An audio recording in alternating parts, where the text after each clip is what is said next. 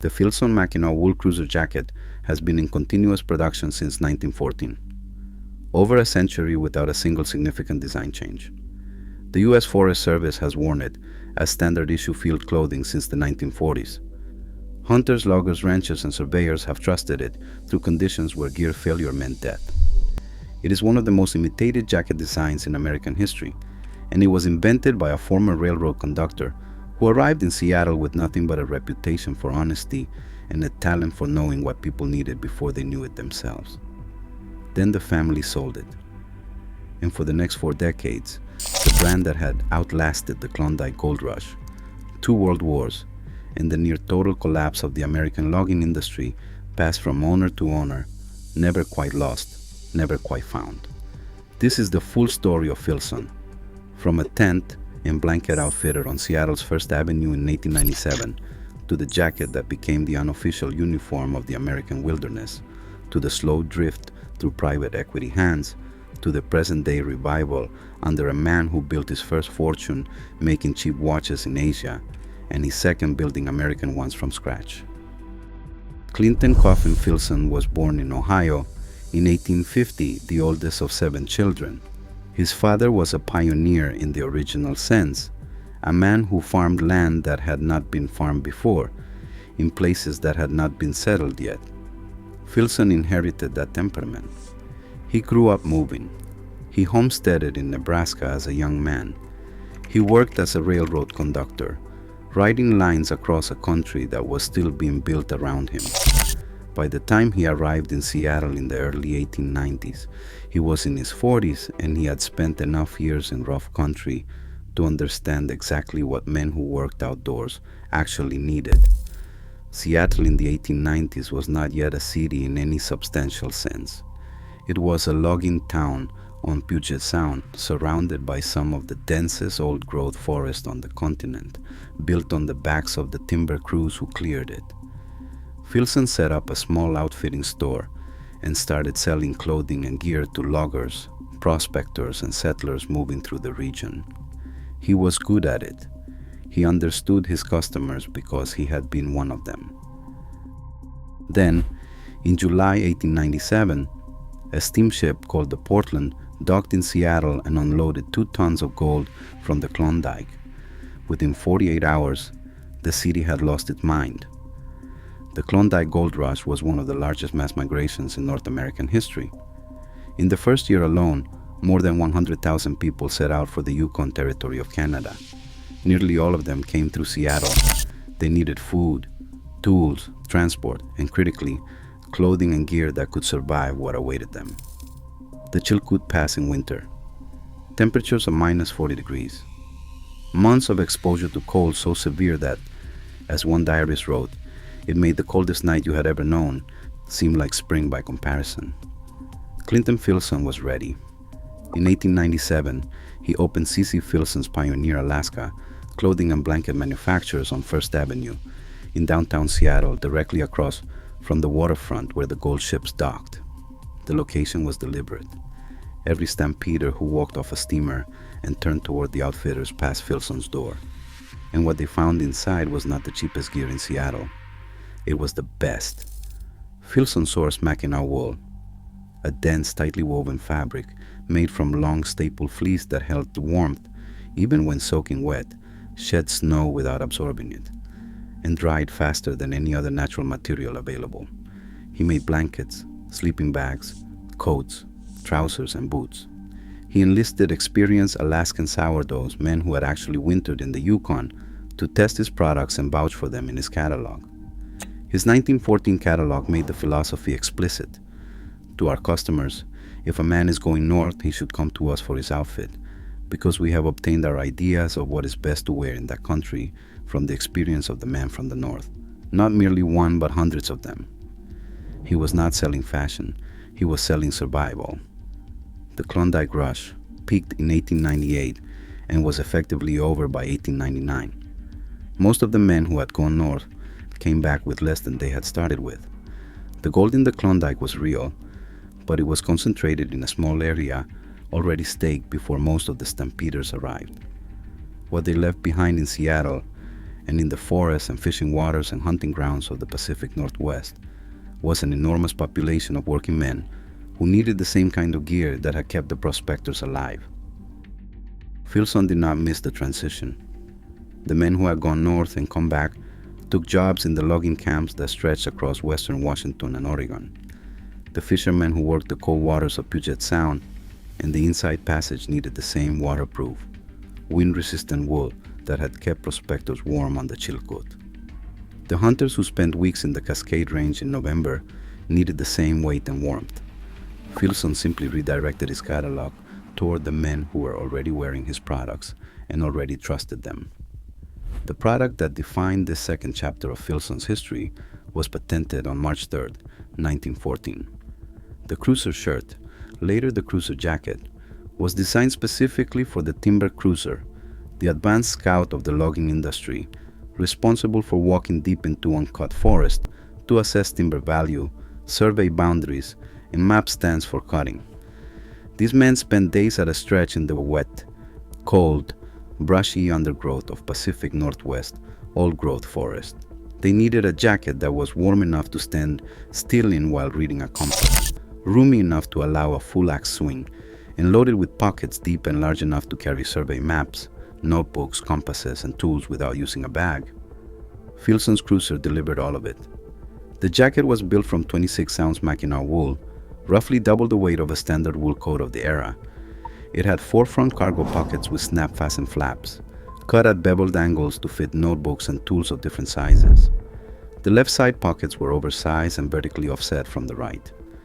A full-width map pocket ran across the entire back of the jacket, wide enough to hold a folded survey chart.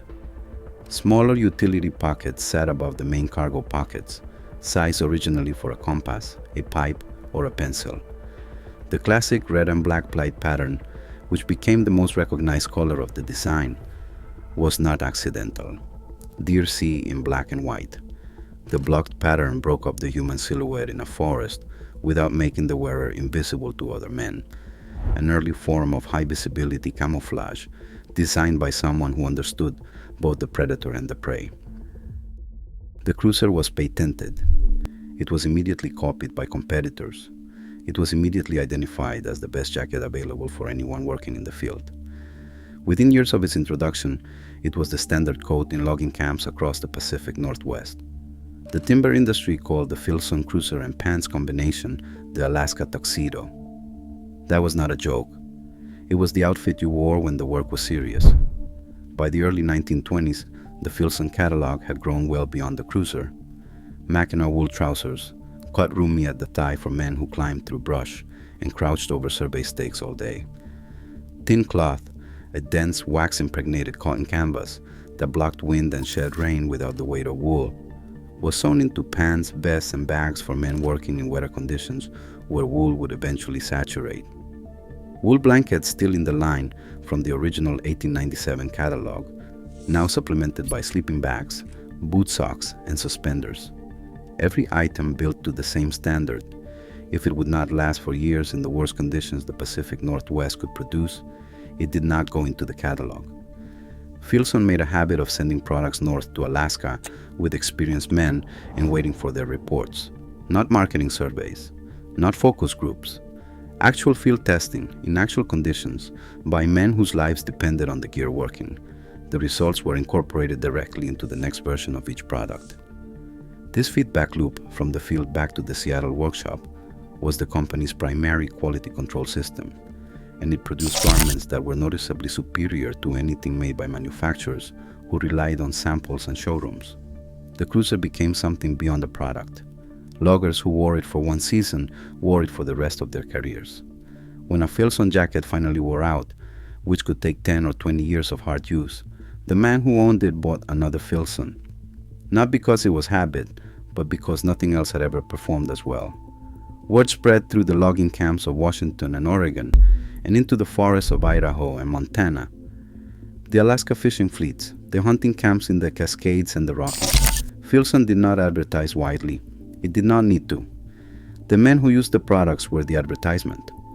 Clinton Filson died in 1919 at the age of 69. He had built his company from a tent store on a Seattle waterfront to the most trusted outfitter in the American Northwest in 22 years.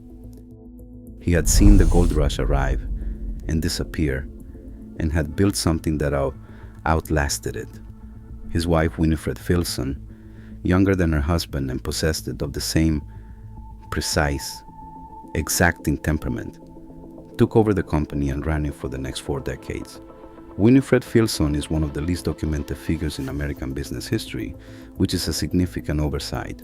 She ran the C.C. Filson Company from 1919 to the late 1950s, through the Great Depression, through the Second World War, and through the post-war economic restructuring of the American timber industry. She made no dramatic changes to the product line. She made no dramatic changes to the pricing philosophy. She held to the standards her husband had established and ran the company with the same quiet precision that had built it. During the Depression, when most consumer goods companies cut costs to survive, Filson did not reduce the weight of its wool or the quality of its construction. The catalog shrank in the number of items offered. The standards did not. The men who still had work, the loggers, the trappers, the Forest Service crews, still needed gear that worked. Filson still made it. That decision, to hold quality through the worst economic period in American history, is the reason the brand still had credibility when the Depression ended. During World War II, the Filson Mackinaw Cruiser was adopted by U.S. military personnel working in cold weather field conditions. The same jacket that logged the forests of Washington was worn by men in the Aleutian Islands and the mountains of northern Italy. After the war, the U.S. Forest Service formally adopted custom variations of the Cruiser and other Filson jackets as official uniform attire. That relationship has never ended.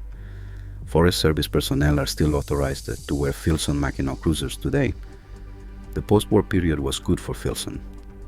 American outdoor recreation expanded in the 1950s with the same force it had given Coleman and every other outdoor brand.